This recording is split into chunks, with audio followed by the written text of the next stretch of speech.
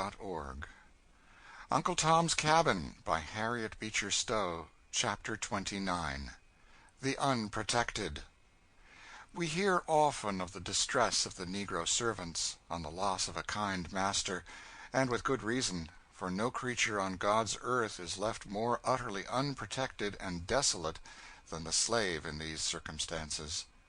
The child who has lost a father has still the protection of friends and of the law. He is something and can do something, has acknowledged rights and position. The slave has none. The law regards him, in every respect, as devoid of rights as a bale of merchandise.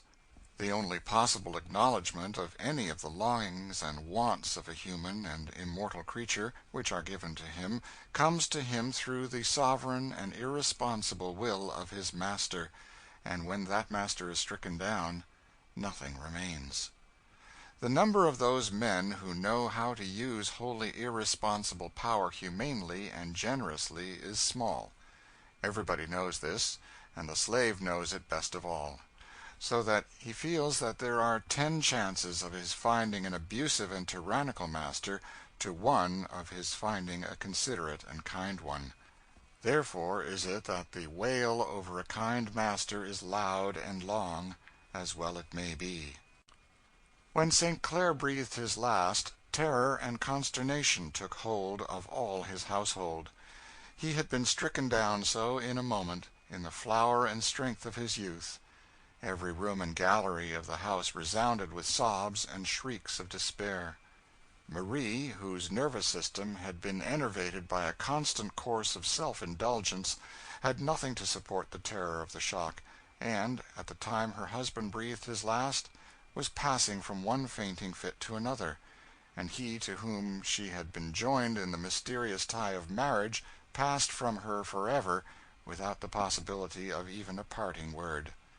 Miss Ophelia, with characteristic strength and self-control, had remained with her kinsman to the last, all eye, all ear, all attention, doing everything of the little that could be done, and joining with her whole soul in the tender and impassioned prayers which the poor slave had poured forth for the soul of his dying master.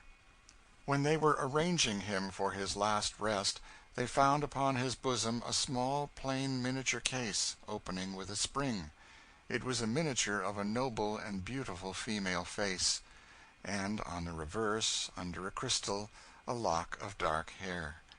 They laid them back on the lifeless breast, dust to dust, poor mournful relics of early dreams, which once made that cold heart beat so warmly.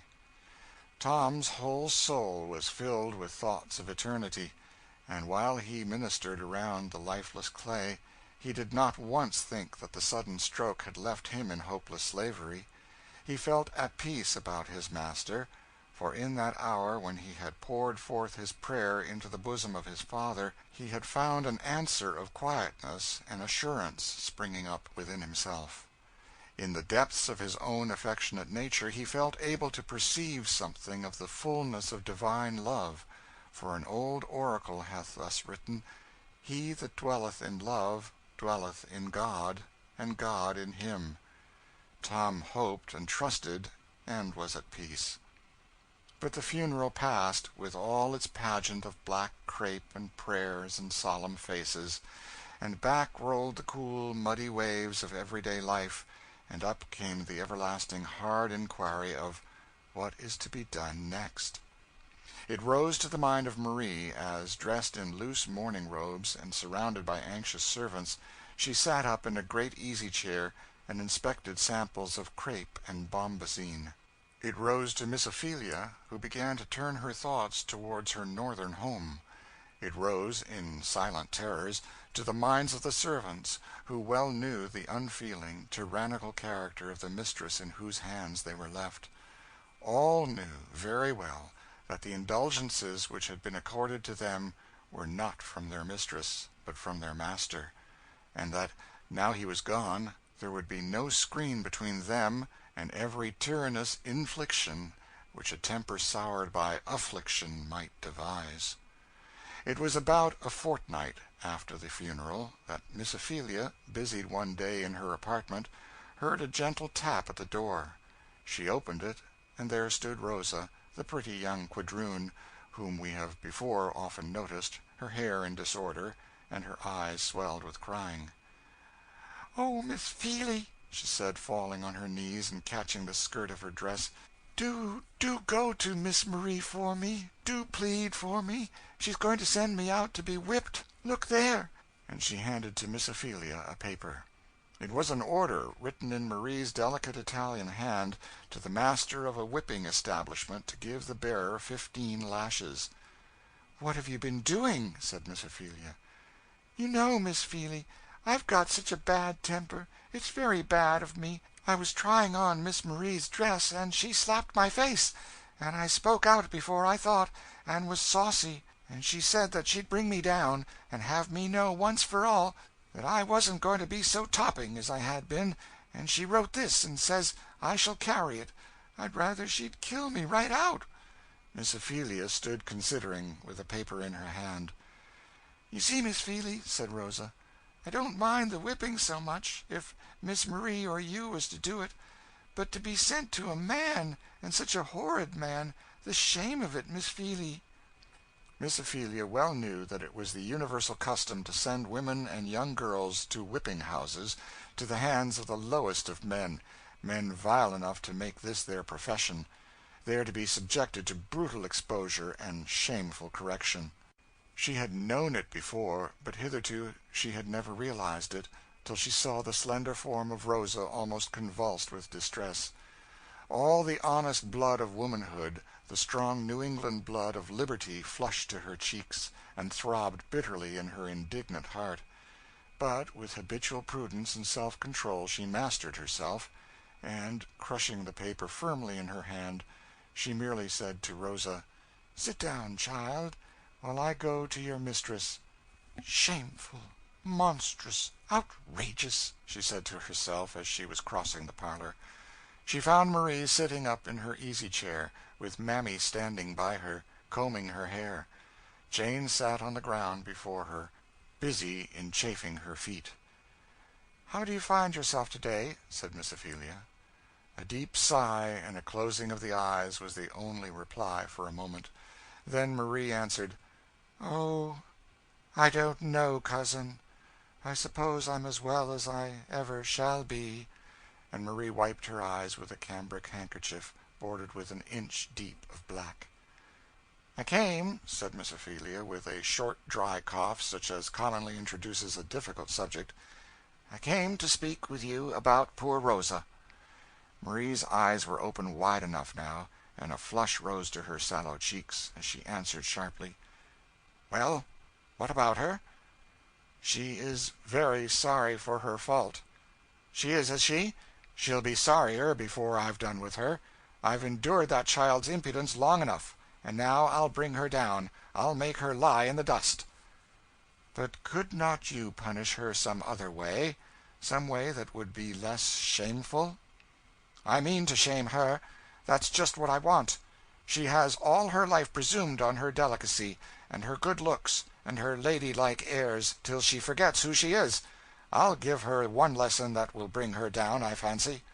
"But, cousin, consider that if you destroy delicacy and a sense of shame in a young girl, you deprave her very fast."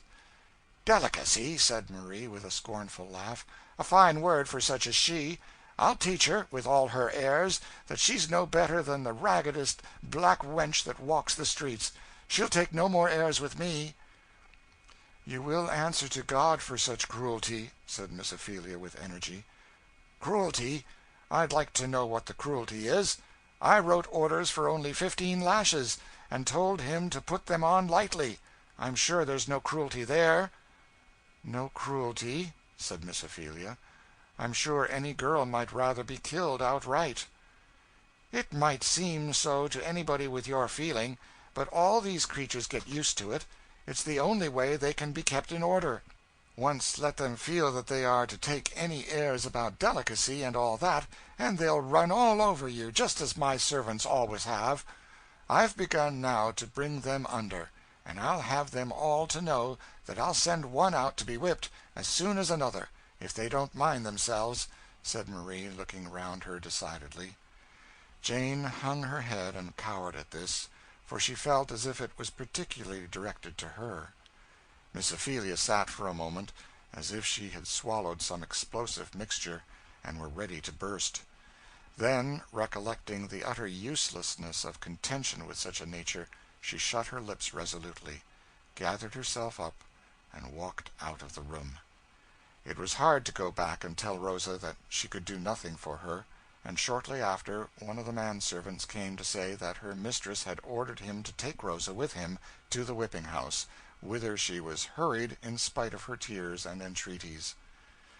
A few days after, Tom was standing musing by the balconies, when he was joined by Adolphe, who, since the death of his master, had been entirely crestfallen and disconsolate.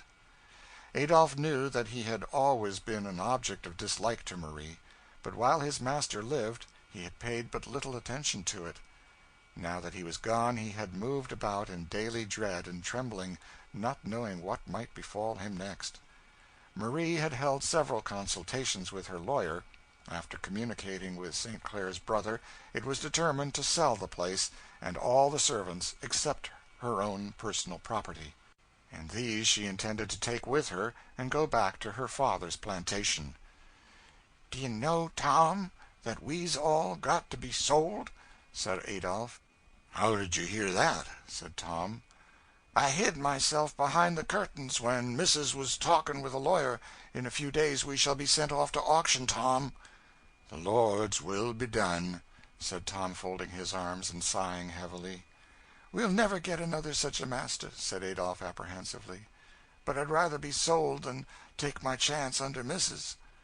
Tom turned away. His heart was full.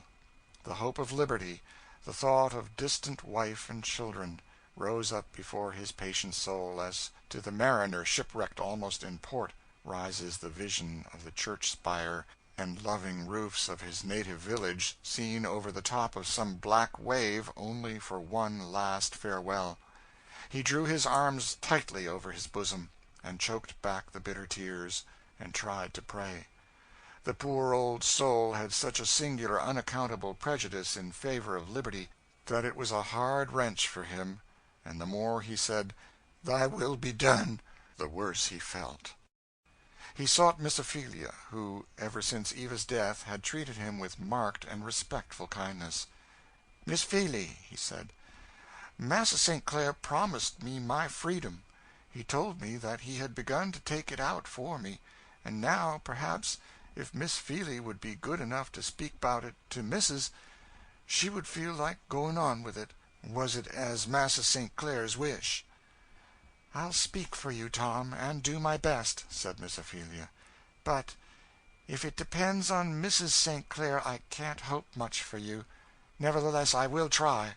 This incident occurred a few days after that of Rosa, while Miss Ophelia was busied in preparations to return north.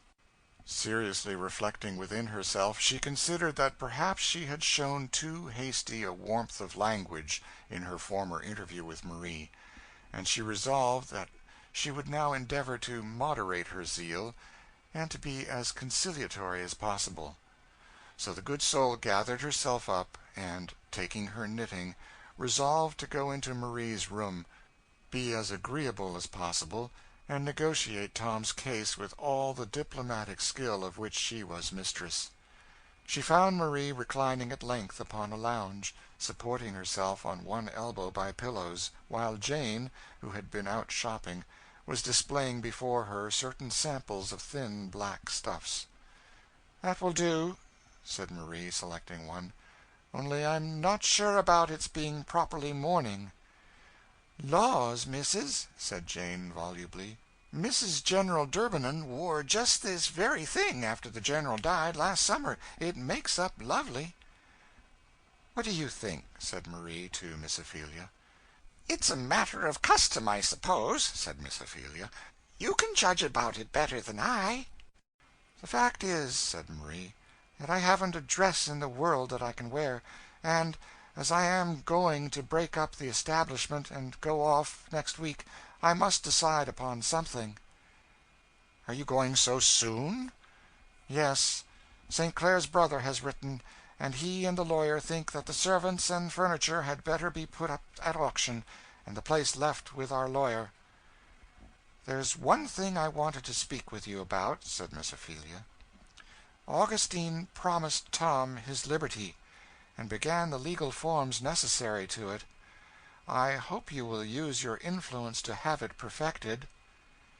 "Indeed, I shall do no such thing," said Marie, sharply. "Tom is one of the most valuable servants on the place. It couldn't be afforded, anyway. Besides, what does he want of liberty? He's a great deal better off as he is." "But he does desire it, very earnestly, and his master promised it," said Miss Ophelia. "I dare say he does want it," said Marie. "They all want it, just because they are a discontented set, always wanting what they haven't got. Now, I'm principled against emancipating, in any case. Keep a negro under the care of a master, and he does well enough, and is respectable; but set him free, and they get lazy, and won't work, and take to drinking, and go all down to be mean, worthless fellows. I've seen it tried, hundreds of times. It's no favor to set them free." "But Tom is so steady, industrious, and pious." "Oh, you needn't tell me. I've seen 100 like him.